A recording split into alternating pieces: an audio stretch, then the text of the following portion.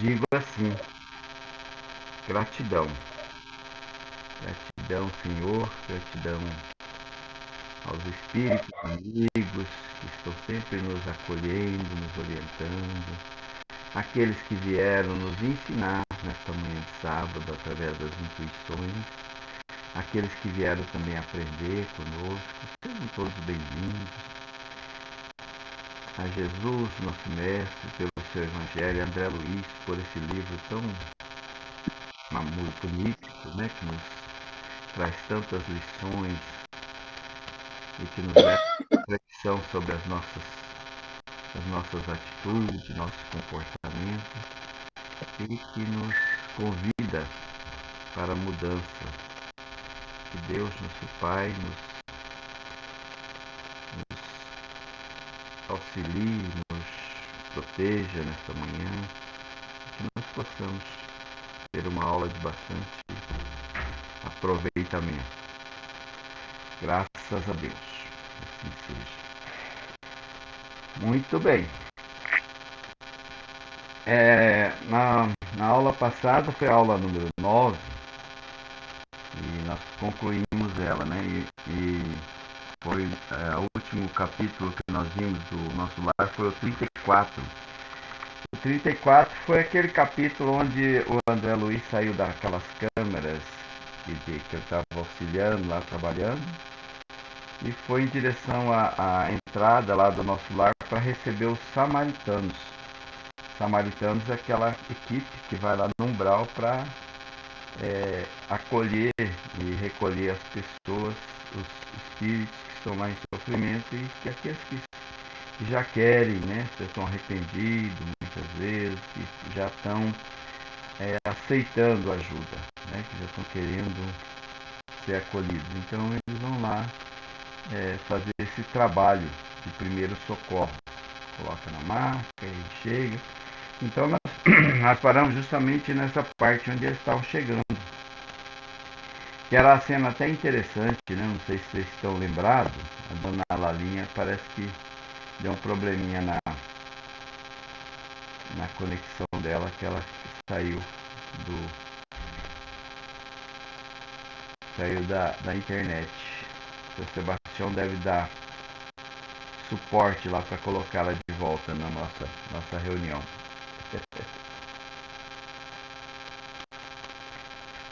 Estou aqui em Dourados, Mato Grosso do Sul, tomando chazinho. Volto para Palmas na semana que vem, na segunda-feira. Muito bem. Vamos esperar só alguns minutinhos ver se a dona Larinha retorna. Será que ela está ouvindo no mesmo celular que o seu Sebastião? Sebastião, seu microfone está desligado. Se eu quiser falar alguma coisa, liga ele, por favor. E veja se deu algum problema lá na dona Larinha, lá na conexão com ela. Deixa eu ver se tem alguma notícia aqui no WhatsApp dela. Dá uma conferida.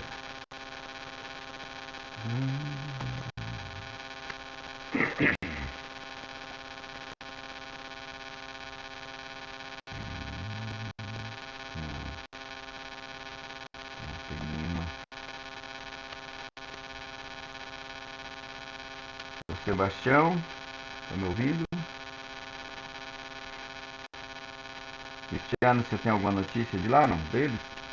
Da dona Laurinha? Será que a gente pode continuar? Oi, Odilon. Não, rapaz, eu. Ah lá, Ah, voltou. voltou. Voltou. Olá, dona Laurinha, estava aguardando para retornar aqui. Houve um probleminha aí. Então, estava comentando aqui que nós, na última aula, então, nós estávamos vendo aquele retorno das pessoas que, samaritanos, que foram recolher e acolher pessoas que estavam no umbral.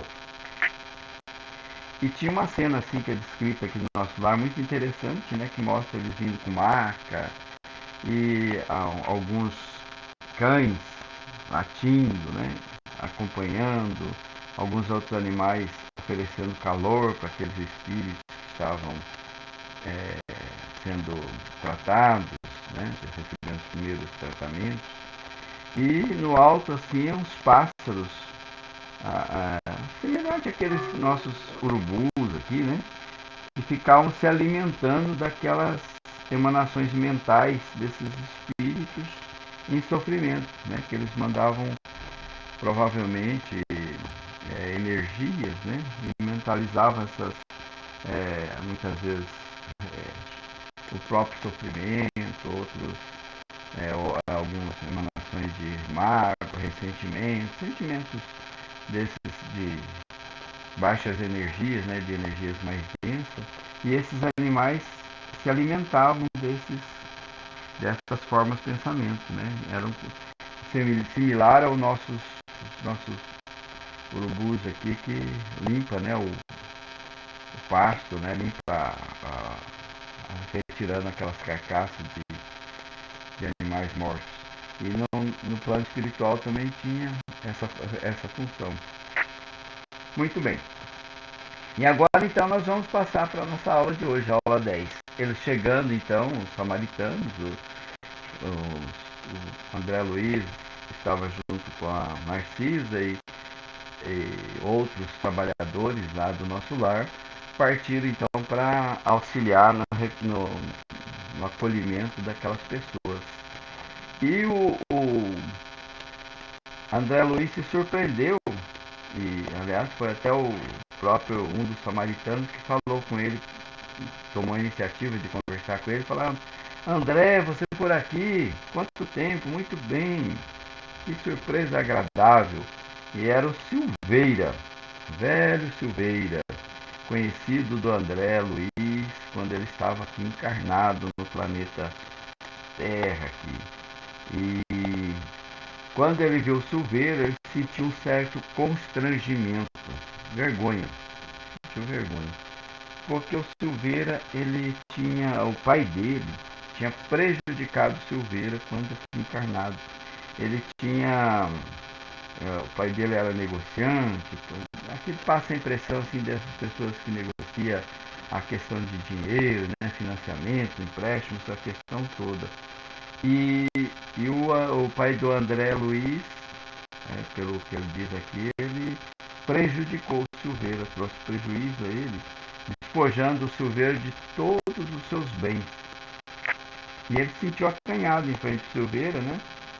Porque ele estava junto com o pai dele quando aconteceu esse tipo de atitude, né, do pai. Ele estava junto. Então ele ficou bastante acanhado de encontrar o Silveira lá. Ele cumprimentou e tal, né? E,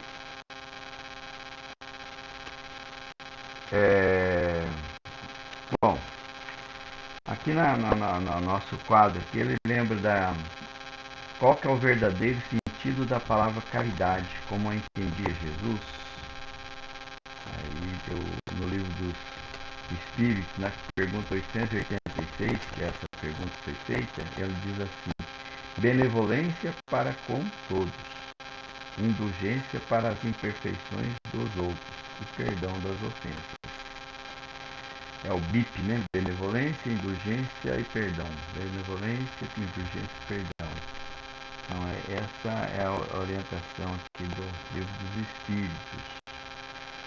Bom, e essa introdução para nós, então, continuar o nosso raciocínio aqui em cima da questão do Silveiro. Então, o André Luiz, no primeiro momento, ele pensou em pedir desculpas, né, pelo procedimento do pai, que levou ele a Silveira àquela falência desastrosa. E ele lembra, no momento, né, que o Silveira estava enfermo, ele ficou até enfermo, né, até por conta também da situação e tudo, que ele estava envolvido, de penúria, de dificuldade financeira. E a mulher dele, a esposa, foi lá pedir para o pai do André Luiz, Mora, pedir que ele reconsiderasse, né, que ele não cobrasse a dívida, ou que desse mais prazo, alguma coisa assim, implorava concessões justas, humilhava-se diante do pai do André Luiz. O André Luiz estava junto e aprovava até aquele comportamento do pai dele. Achava que realmente, né, negócio é negócio, amigos à parte. Então ele achava que esse era o caminho mesmo, deveria ser esse caminho. Então, mas o pai dele então mantinha-se irredutível, não abria mão da cobrança que estava sendo feita. E a mulher chorosa, a mãe do André Luiz, olhou assim com aquele olhar, né, de pedindo, né, pro pai do André Luiz, né, ter mais compaixão, mas ainda assim tentava consolar a mulher que estava ali, mas ainda assim ele não mudou de ideia. Ela saiu e até o pai do André Luiz chamou a atenção da mãe, falou: não se meta nos negócios da família, né? Negócios é coisa de homem, a mulher não é que meter nisso não. Enfim,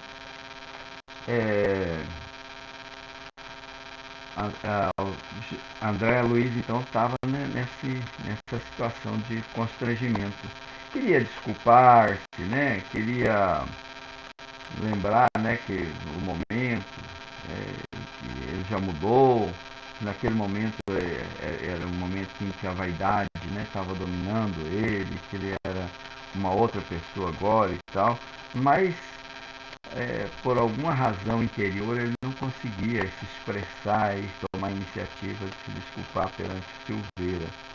E o Silveira estava assim, tratando ele de forma normal, assim, né, com amor, com carinho até. Não demonstrava estar com mágoa, com ressentimento, com ódio dele por conta do acontecimento antigo. Até perguntou para ele: escuta, tem visitado, né, o velho pai do André Luiz? E aquela pergunta assim, André Luiz sentiu que havia sinceridade mesmo na fala dele. Ele não estava realmente com nenhum tipo de sentimento ruim com relação a André Luiz. André Luiz respondia assim meio que com dificuldade, daí a Silveira, acho que percebendo o constrangimento de André Luiz, né, se afastou. E André Luiz ficou incomodado com aquele fato e foi conversar com Narcisa a respeito. Falou para ela, né, que aquilo estava incomodando ele, né, que como é que poderia, né, resolver isso aí. Aí ela falou: olha, eu também já passei por isso, já tive alguns. O caminho é o perdão, você tem que ir lá pedir perdão para ele, né, para você poder se livrar desse sentimento que está te angustiando. É uma oportunidade, Deus está te dando a oportunidade de você reconciliar-se com seu adversário do passado, né? Você vai ver que se você fizer isso, né, você vai ficar melhor, né? Você deveria ter feito até, né? Desculpou-se com Silveira, dizia ela. Vai, meu cara, abrace ele, né? Mas abrace ele com carinho, abrace ele de outra maneira. Não fica receoso com como é que ele vai reagir, como é que você vai sentir. Só faça o que tem que ser feito. Vai lá e peça perdão, né? Vai buscar o tesouro da reconciliação, dizia ela. Aí ele não vacilou mais, André Luiz não vacilou e já foi lá ao encontro de Silveira, novamente, procurou ele e procura se desculpar, né? Geralmente a gente faz as besteiras e sempre procura uma justificativa. Olha, me desculpe, eu estava cego, né, naquela época, eu não sabia bem o que fazia, sabe como é que é, né? A gente está envolvido com a questão material, o dinheiro nos cega, a vaidade. E então dizia para o Silveiro dessa maneira. E o Silveiro interrompeu e falou: ora, André, não, imagina, quem já não cometeu faltas, quem está isento de ter cometido alguma coisa? Além disso, seu pai foi o meu verdadeiro instrutor. Olha como é que ele inverteu a questão, né? Ele falou: não, seu pai não prejudicou, não, pelo contrário, ele até me ajudou, porque dessa forma meus filhos eles receberam uma grande lição e começaram a se esforçar mais para conquistar, né, a sobrevivência. E nessa atitude enérgica que seu pai tomou conosco, conosco, eles começaram então a se tornar outras pessoas no tocante ao progresso do espírito. Então, às vezes a gente vê o nosso adversário, como inimigo, e na verdade esses adversários são os nossos verdadeiros benfeitores, porque através da ação deles, que nesse momento, né, nos traz alguma dor, algum sofrimento, nos leva a nos mexer, a nos compreender melhor, se a gente recebe aquele tipo de situação, né, da forma correta, a gente cresce, a gente cria um aprendizado. Então, essa pessoa acaba nos trazendo benefício. Então, em tudo que acontece no universo, na natureza, Deus transforma aquilo numa coisa boa, dependendo da forma como a gente trabalha isso. Então, André Luiz ficou emocionado e ele, Silveira até falou, vamos ver se criamos uma oportunidade para a gente ir lá rever seu pai, né? Como é que ele está, que o pai do André Luiz não estava bem, né? A mãe dele estava muito bem, mas o pai ainda estava nas regiões umbralinas, ainda não estava em condições de ser atendido. Muito bem, então esse é o capítulo 35, né? Que a Narcisa lembra bem que toda vez que oferecemos raciocínio e sentimento ao bem, Jesus nos concede quanto se faça necessário ao ele. Palavras de Narcisa para que ele, motivando ele ao pedido de perdão. Quando a gente se dispõe a fazer o que é certo, a gente recebe a proteção, a gente fica mais leve, a gente fica mais satisfeito conosco mesmo, porque a gente, poxa vida, olha, venci a mim mesmo, venci aquele sentimento de orgulho, de vaidade, né? Imagine eu pedir perdão, nada. Então, se eu consigo vencer a mim mesmo, eu cresço perante Jesus, perante Deus e principalmente perante eu mesmo. Empreender então ações dignas, ações quaisquer que sejam, representa honra legítima para a alma. E ela disse Narciso, recorde o Evangelho e vá buscar o tesouro da reconciliação. As palavras dela para motivando o André Luiz a se reconciliar. E aqui tem uma passagem de Mateus, no capítulo 18, versículos 15, depois do 21 e 22, que diz assim, se contra vós pecou vosso irmão, ide fazer-lhe sentir a falta em particular, a sós com ele. Se vos atender, tereis ganho o vosso irmão. Então, aproximando-se dele, disse-lhe Pedro, Senhor, quantas vezes perdoarei meu irmão, quando houver pecado contra mim? Até 7 vezes? Respondeu-lhe Jesus, não vos digo que perdoeis até 7 vezes, mas até 70 vezes 7. Então, o perdão é uma proposta que a gente deve ter sempre, né? Infinito, não tem que estar contando quantas vezes eu perdoar. Esse número 7 não tem muitas vezes na Bíblia, né? Era um número utilizado pelos judeus, né? Com um número cabalístico. Então aqui ele diz assim, né? Quando houver um problema, né, de perdão, né, que a gente precisa perdoar, que a gente vai lá reservadamente, em forma particular, e peça perdão. Se conseguir, né, você terá ganhado o vosso irmão. Essa passagem aqui ela é um pouquinho mais longa, mas nós vamos nos prender ela, que ela foi colocada aqui só esse pedacinho mesmo, né, de Jesus, sobre o perdão. Em outro momento a gente coloca mais sobre ele. Reconciliai-vos o mais depressa possível com o vosso adversário. Ela lembrou, né, dessa passagem de Jesus. Enquanto estáis com ele, a caminho para que ele não vos entregue ao juiz, ou o juiz não vos entregue ao ministro da justiça e não sejais metido em prisão. Digo-vos em verdade que daí não saireis enquanto não houverdes pago o último ceitil. Também é de Mateus, capítulo 5, versículos 25 e 26. Então, Nesse momento a Narcisa lembrou ele, né? Falou, olha, o Silveira é uma pessoa muito ocupada. Aproveite o momento que você está com ele, vai lá e peça perdão logo, que depois de repente você vai ter um tempo muito maior para poder encontrar com ele, vai ficar com esse trem engasgado, enroscado, né? Essa falta de pedir perdão. Então já resolve de uma vez, né? Vai lá e peça perdão. É assim que nós devemos agir perante, né, situações, né? Ficar procrastinando. Às vezes a gente tem um enrosco, uma encrenca com alguém e a gente fala, não, vou deixar passar o tempo, né? Depois a gente se encontra, agora não dá, né? Eu não consigo e tal, né? Vamos nos esforçar um pouco mais, porque a gente não sabe o dia de amanhã, não sabe o que vai acontecer, então pedir perdão é difícil o primeiro passo, a primeira fala, mas depois a gente sente um alívio, uma, uma leveza muito grande.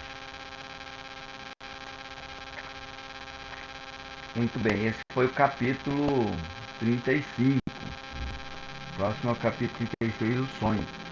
Se alguém quiser fazer algum comentário, pode abrir os microfones para esse capítulo. E daí nós já passamos para o seguinte. Tá tudo certo? Tranquilo? Então vamos pro próximo. Dona Varinha está com o seu microfone desligado, tá, dona Varinha? Só para falar para a senhora, se ela quiser falar, pede para alguém acionar o microfone. Então o sonho, esse capítulo é o seguinte, eles estavam trabalhando ainda nas câmaras lá, né? E o André Luiz naquela forma incansável, entusiasmado, animado em servir, em ajudar, em socorrer um aqui, outro ali. E ele começou a perceber que ele estava começando a sentir um certo cansaço ali. Aquela doação de energia, transmitir um passe magnético. Então, os enfermeiros, né, e o Tobias, ele regressou às câmaras e até ficou assim, bastante animado com o trabalho que o André Luiz estava desenvolvendo ali, falou que ia recomendar que ao ministro Genésio que desse para ele em dobro o tal do bônus horas, reconhecendo, né, o trabalho dele. A Laura e Lísias tinham ido visitar também o André Luiz lá nas câmaras, né, que sentiu falta dele, não voltou para casa e ficou assim bastante satisfeito ao ver a dedicação e o trabalho dele. E ele estava bastante feliz, bastante contente com o resultado, né, daquela atividade. Né? Às vezes a gente fica imaginando, puxa, né, trabalhando nas câmaras, né, lidando com pessoas enfermas, né, pessoas assim, com tantas dores e tal, né, e a pessoa sentindo aquele sentimento assim do dever cumprido, né, o cansaço vence o cansaço e continua trabalhando, né, porque ele tinha saído do umbral, saído de uma situação assim bastante difícil e agora ele estava podendo ajudar. Então para ele era um motivo de muita alegria. Aí então a Narciso falou, você está precisando descansar, né? Ele foi lá, preparou um quarto, um apartamento, né, para ele repousar. Então os espíritos também precisam do repouso, né? Ele também sentia necessidade do sono. É interessante isso, né? Ele sentia também necessidade do sono. Então Narcisa preparou o leito, como se fosse uma irmã dele, né? Com muito desvelo. Recolhido ao quarto confortável e espaçoso, diz André Luiz, orei ao Senhor da vida, agradecendo-lhe a bênção de ter sido útil. E ele dormiu ali, né, adormeceu, e aconteceu uma questão interessante dele sonhar. Né? A gente fala disso, mas sonhar é uma coisa, né, encarnada. A gente dorme, adormece e sonha. Por isso no mundo espiritual também tem essa questão do repouso, do sono e também do sonho. Só que a forma do sonho dele não era parecido, igual acontecia na Terra. Ele sabia perfeitamente que ele estava sonhando. Ele sabia que ele tinha deixado o corpo físico no modo de dizer, né, que é o corpo perispiritual. Então que ele estava se afastando ali, que o corpo perispiritual dele estava descansando naquelas câmaras. Então ele tinha consciência da movimentação que ele estava fazendo no plano espiritual. Então a noção dele de tempo, de espaço era bastante exata. E durante no livro dos Espíritos tem a pergunta 401 que diz assim: durante o sono, a alma repousa como o corpo? Aí responde os Espíritos: não. O espírito jamais está inativo. Durante o sono, afrouxam-se os laços que o prendem ao corpo e não precisando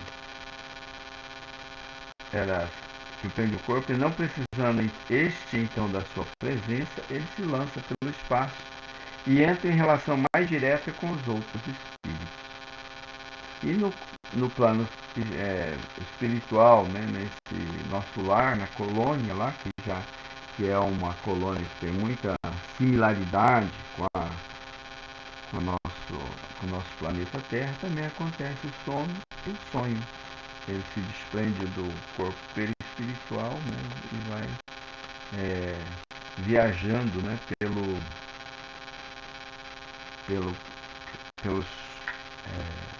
plano espiritual lá, revendo.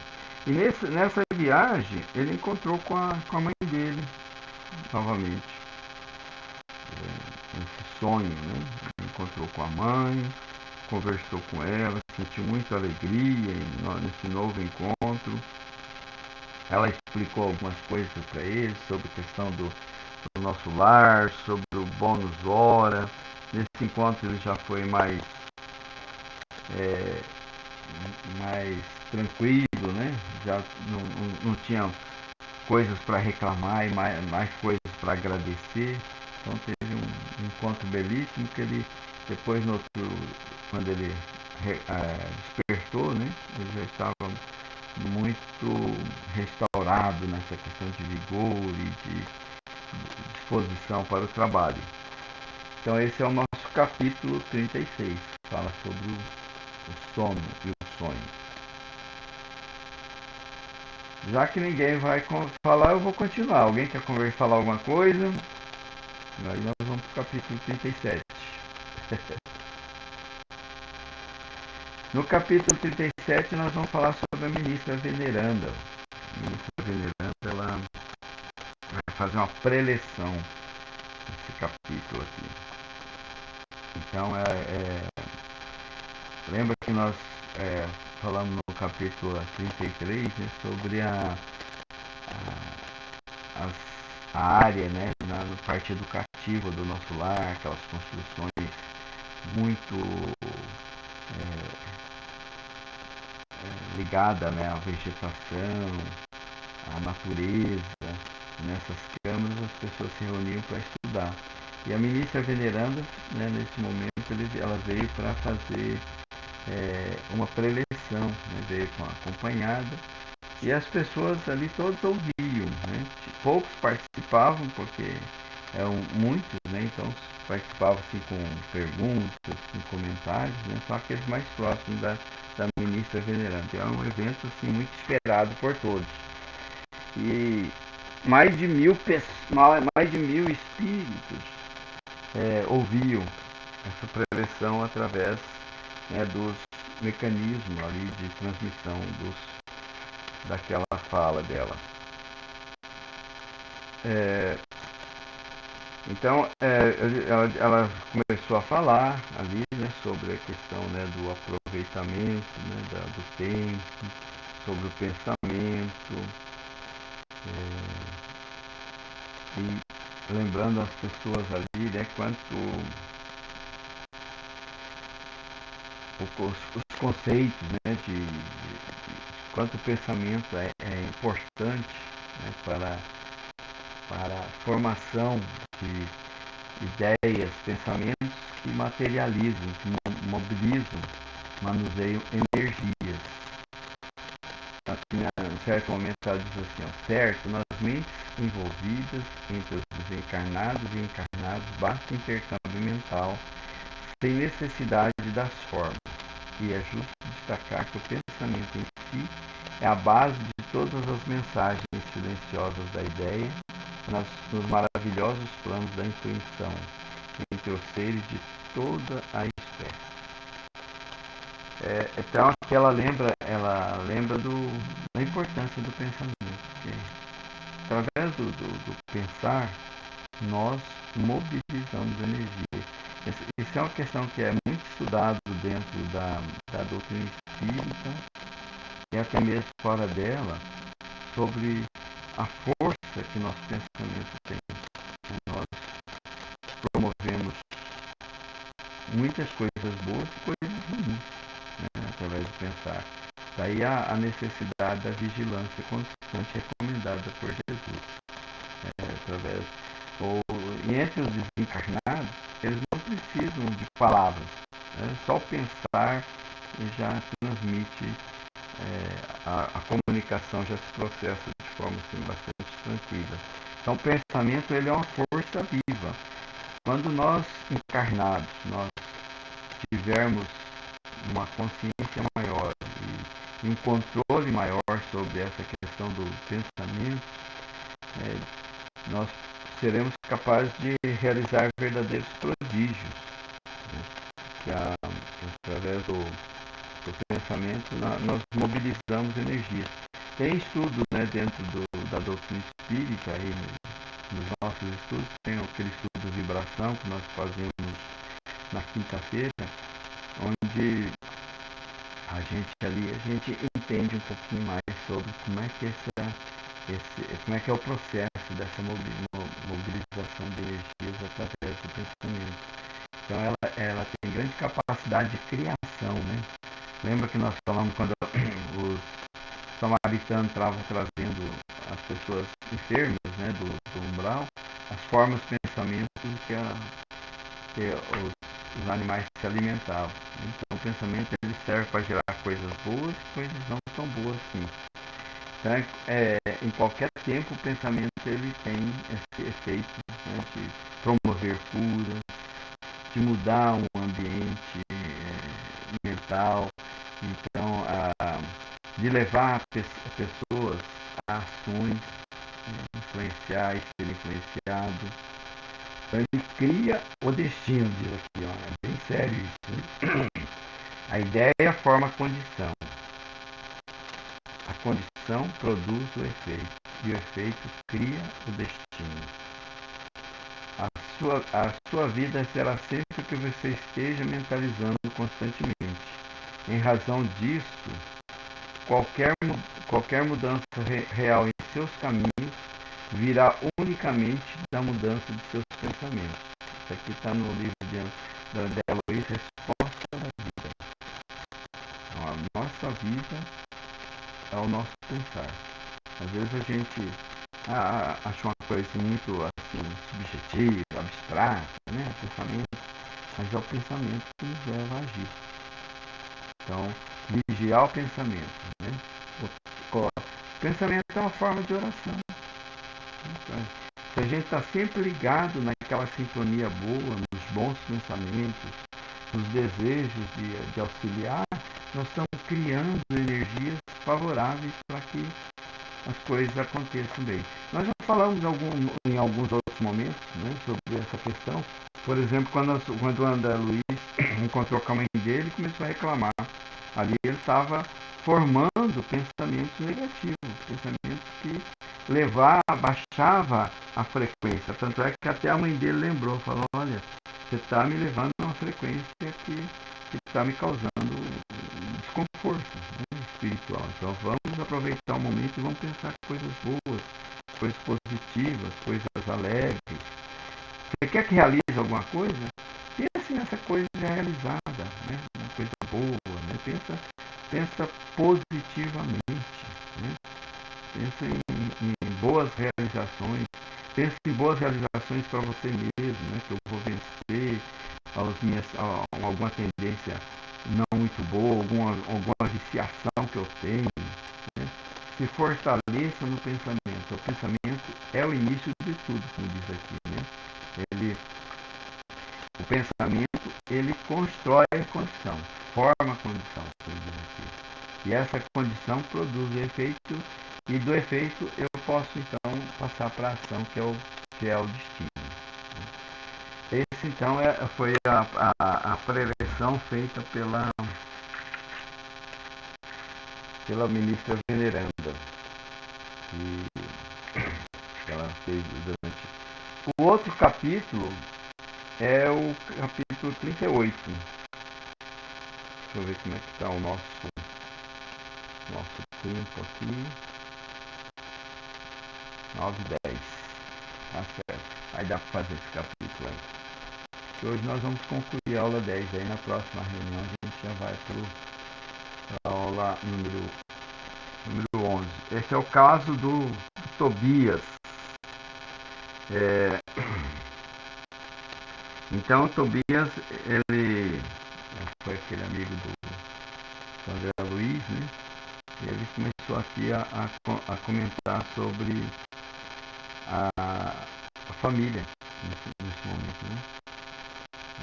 Ele apresentou algumas pessoas para o André Luiz, né? Quando ele chegou à residência lá do Lígia, e apresentou a Luciana, a irmã, a Hilda, e eram duas senhoras, né?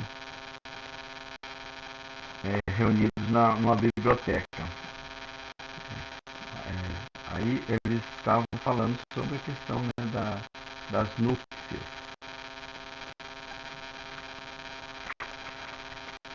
Muito bem.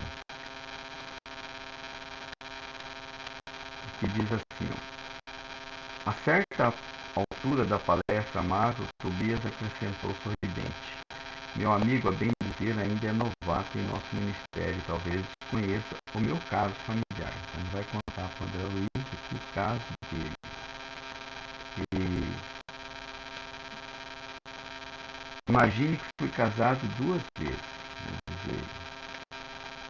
Indicando as companheiras da sala. Então naquele momento estavam as 2 ex-esposas de Tobias ali na sala. Parece uma situação um tanto estranha, né? Aí ele disse assim, a Hilda e Luciana compartilharam das minhas experiências na Terra. E ele tinha um relacionamento com as 2, assim, muito afável, né? De irmãs, de companheiras, né? Não tinha nenhum problema quanto a esses relacionamentos. Há milhões de pessoas no círculo do planeta em estado de segunda núpcia. E como resolver isso, né? Considerando a realidade eterna. É aquele questionamento também que tem lá de Jesus, né? Quando os judeus lembram, né? Que a pessoa se casou várias vezes, né? Quem será a esposa depois que desencarnar? Então a gente considera, né, essa questão do casamento uma situação assim permanente, né? Mas ela é permanente durante o período que nós estamos aqui na Terra, né? O amor transcende a tudo isso. A família universal, que ele lembra aqui. O matrimônio espiritual realiza-se alma com alma. Então é claro que quando a pessoa desencarna, tem aquelas pessoas que têm uma afinidade maior, tem outros que têm uma afinidade menor, representando então uma ligação mais forte. E a constituição da família aqui na Terra, ela tem esse componente de processo retificador, né? Que a gente se une com pessoas que nós tivemos problemas no passado, né? Então às vezes é necessário vir como esposa, como filhos. Então nesse processo nós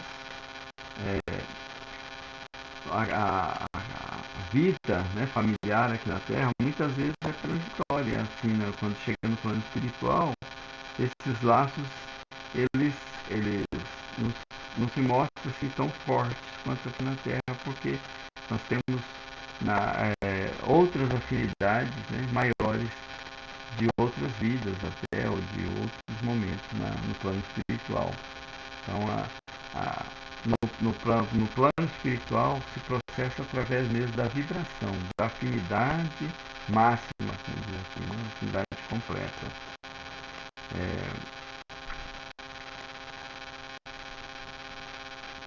Aqui ele diz assim, ó: reconhecemos que entre o irracional e o homem há uma série enorme e gradativa de posições, assim também entre nós outros. O caminho até o anjo representa imensa distância a percorrer. Ora, como podemos aspirar à companhia de seres angélicos se ainda não somos nem mesmo fraternos uns com os outros? Então, essa necessidade que nós temos de ser fraternos, né? Às vezes pessoas lá que passam por vários relacionamentos, né, na Terra e criam inimizades. E aqui está dizendo que o caminho é a gente estar de bem com todos, né? Processar o perdão no interior. E quando chega lá no plano espiritual, nós vamos estar unidos, mais unidos daqueles que nós temos uma afinidade maior, independente, né, dos processos que nós passamos aqui na Terra, né? Há casos assim de revelações, né, de pessoas que eram casados aqui e daí quando chega no plano espiritual eles se encontram apenas, né, para conversar e tal, mas eles vão se unir a pessoas que são relacionamentos de outros casamentos, de outras vidas até, né, que se unem lá e se mantêm. Então ali não há necessariamente essa união que se processou aqui na Terra. Que às vezes, aliás, é muito comum os casamentos por provação. Né? A gente se conhece, se encanta um com o outro, daí depois do casamento a gente se revela que nós não somos assim tão bonzinhos, né? Tem aquelas dificuldades, aqueles problemas que é justamente para a gente se reconciliar, desenvolver o aprendizado em várias áreas das emoções. E quando chega no plano espiritual, nem sempre a gente fica próximo um do outro. Muitas vezes nós nos aproximamos de outros espíritos aos quais nós temos uma proximidade, uma afinidade maior. Então, aqui é só para lembrar aquela questão, né, da teoria das almas gêmeas, né, que às vezes a gente ouve falar, né, e aqui ele diz assim, ó: existe nos textos sagrados algum elemento de comprovação para a teoria das almas gêmeas? Somos dos primeiros a reconhecer que em todos os textos necessitamos separar o espírito da letra. Contudo, é justo lembrar que nas primeiras páginas do Antigo Testamento, base da revelação divina, está registrado: Deus considerou que o homem não devia ficar só. Então é claro que nós temos essa necessidade de estarmos juntos, né, com outros espíritos. Né? Nós temos as afinidades, né, as nossas necessidades de companheirismo, de convivência. Mas não existe assim, almas foram criadas para viver eternamente juntas.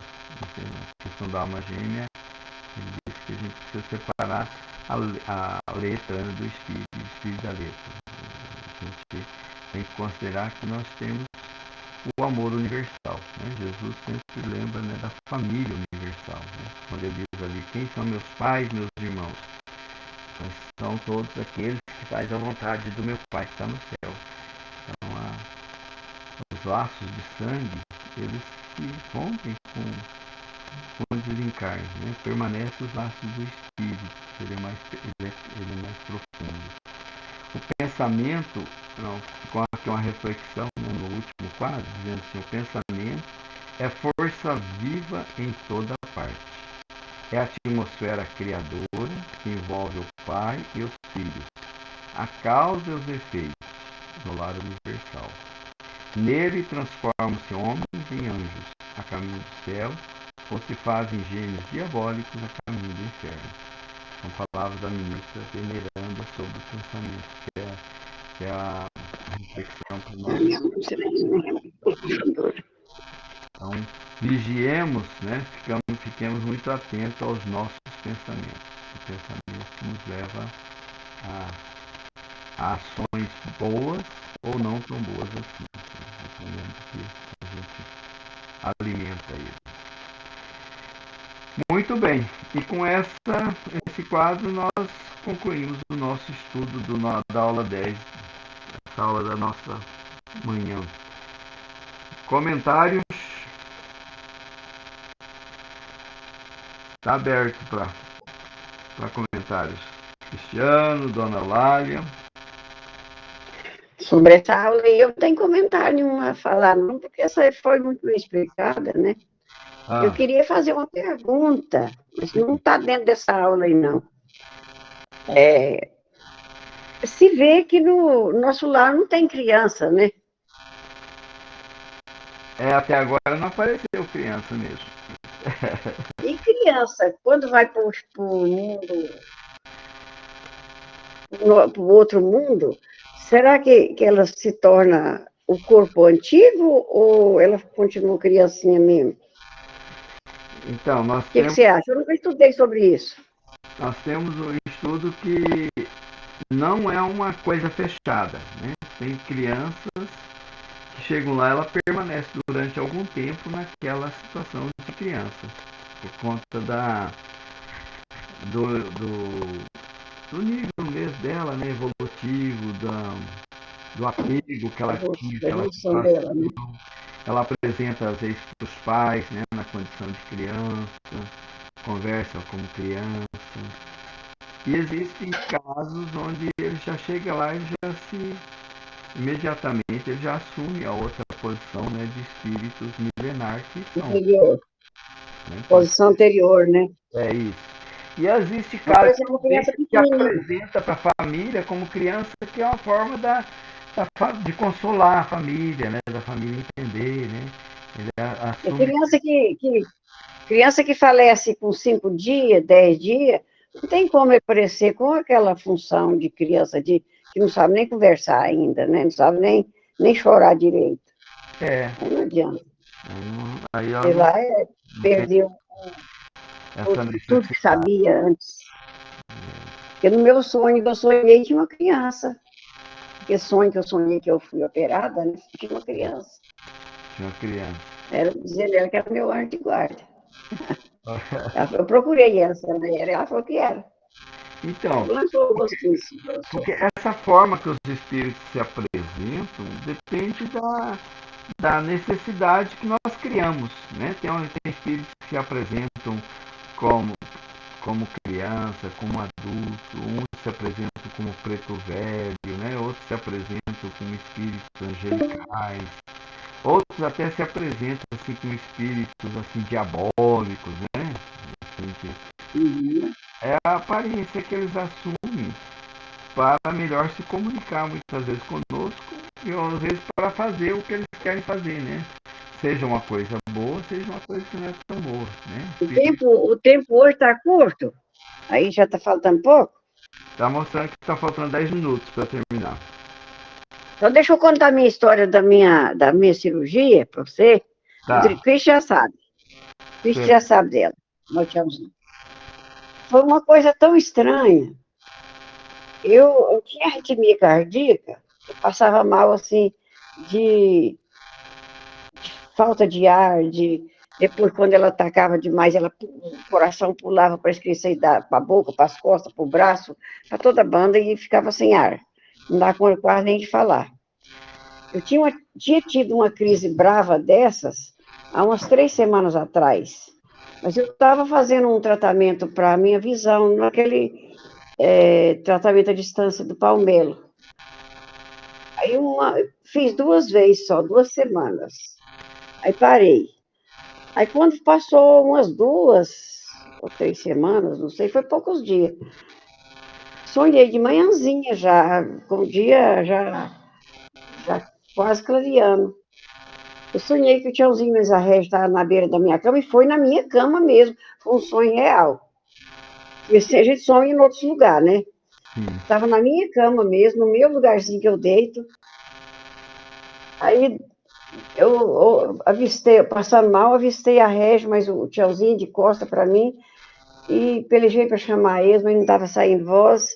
E aí a menininha chegou, deitou nos pés da minha cama, pôs a mãozinha na cabeça e ficou lá, com o cotovelinho apoiado no colchão, e falou para mim assim, pôs a mãozinha lá, sossega, já chamei o socorro.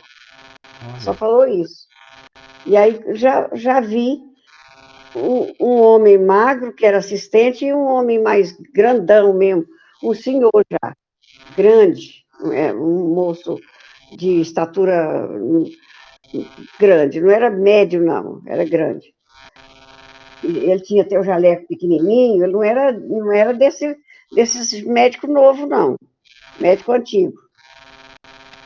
Já chegou e já cortou meu braço de uns 2 centímetros do pulso até uns 2 centímetros aqui do antebraço. Cortou na frente, abriu a pele para baixo dos dois lados. Ritual, né? E eu não enxergo que estava lá olhando. De vez em quando eu dava de abrir o olho lá. Ia mexendo lá, né? Quando ele passou a mão nas duas peles, juntou com as mãos, com os 4 dedos e o dedo polegar, juntou aquilo, passou a mão em cima e pronto, ele sumiu. Ele sumiu, mas o. Não, aí eu estou esquecendo uma parte. Aí eu peguei, eu estava muito fraquinho, falei para esse doutor, eu vou morrer, mas sem ver o rosto dele, que eu não consegui ver o rosto dele. Eu vou morrer, ele falou assim, você já viveu tanto, quer viver mais para quê? E aí, nessa época, o Lula estava preso.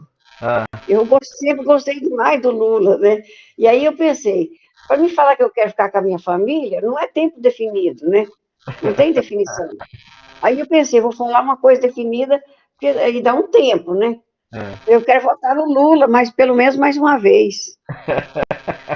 Nisso, nisso pareceu uma mesinha quadrada com quatro pessoas. Eu vi o Lula de costa, com um chapeuzinho branco e uma camiseta de jogador, assim, parece que estava com os sinais daquelas coisas de marinheira lá. Não sei nem que time que é esse. E o sinal daquele trem que é aquela coisa que atraca o navio, não sei como é que chama aquilo mais, esqueci. Aí, mas essa foi uma imagem que Aí é passou. o Vasco. Ela veio e passou. E aí surgiu uma senhora, e a menininha deitada lá no fundo, no pé da cama, direto, caladinha. E aí surgiu uma senhora de vestido rosa, ela tinha até um ouro no dente superior, na frente, e ela com um punhado de livro, assim, mais ou menos uns 25, 30 centímetros de livro, falou para mim assim, você ainda tem que ler isso tudo aqui ainda. Nossa. Eu falei assim, menina, como é que eu vou ler? Eu não enxergo. Ela falou assim, você está me enxergando, você está vendo eu? Estou vendo, nitidamente. Aí ela falou assim, é desse jeito que você vai ler. É desse jeito que você vai ler. Olha só. E aí passou para a menininha, eu procurei a menininha, falei assim, você é meu anjo de guarda, neném? Ela falou assim, sou. Não, falou, sou não. Balançou a cabecinha, aprovando que era. E aí nisso eu acordei. E essa imagem ficou na minha mente, ela não sai mais nunca. E passou uns dias, eu notei que eu tinha sarado Foi uma. daquela cirurgia. Eu não guardei regime nenhum, eu não sabia que tinha feito operação, né? Achei que era só um sonho. Não acreditei na cirurgia. Aí depois que eu fui lembrar, falei assim, eu sarei aquele dia da cirurgia. Fez a cirurgia, eu não percebi.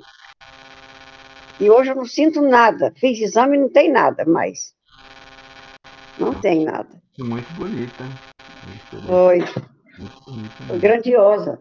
É. Está na minha cabeça. Pois aí, esses livros aí, tinha uns livros assim, eu tô com medo de você morrer, ué, porque você tem que ler esses livros do jeito que você deve ver nela. É. Você vive com o olho espiritual, como é que você lê um livro espiritual? A não ser que eu durmo e leio no sonho. Ué, estuda, a gente vai para as viagens astral e a gente vai estudar. Ué. Mas esses dias eu ando dormindo tão pouco, não está tendo tempo de eu ler nada. E o tempo também é muito relativo, né? Às vezes uns minutinhos que a gente dorme já aproveita tanto, né? O tempo no plano Porque eu estou é com diferente. uma crise brava de gastrite, não deixa eu dormir, não. Então tá bom, Diló, é isso que eu queria falar. Muito bem, eu acho que o nosso tempo está terminando, já daqui a pouquinho ele deve cortar. A senhora quer fazer a oração final para nós? Faço.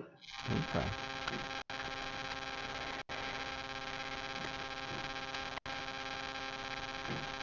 Deus, nosso Pai, de bondade infinita, esteja conosco nesse momento, nos amparando nas nossas dificuldades, nos nossos problemas, nas nossas angústias e também nos abençoando nas nossas alegrias.